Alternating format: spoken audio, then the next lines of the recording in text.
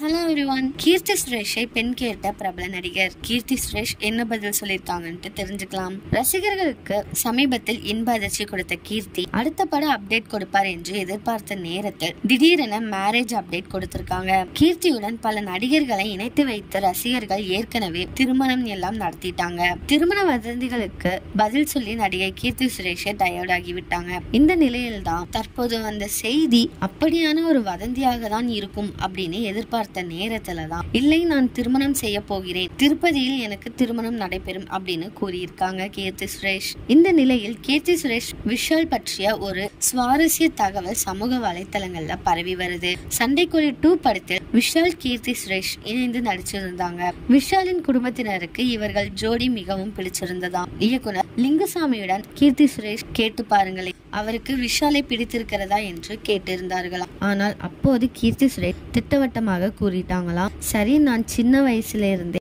ஆண்டனி என்னும் நபரை காதலித்து வருகிறேன், அவரை தான் திருமணம் செய்ய போகிறேன் என்று கூறியிருந்தாங்களாம். இது விஷால் குடும்பத்தினருக்கு சின்ன ஏமாற்றத்தையே கொடுத்திருந்துச்சு.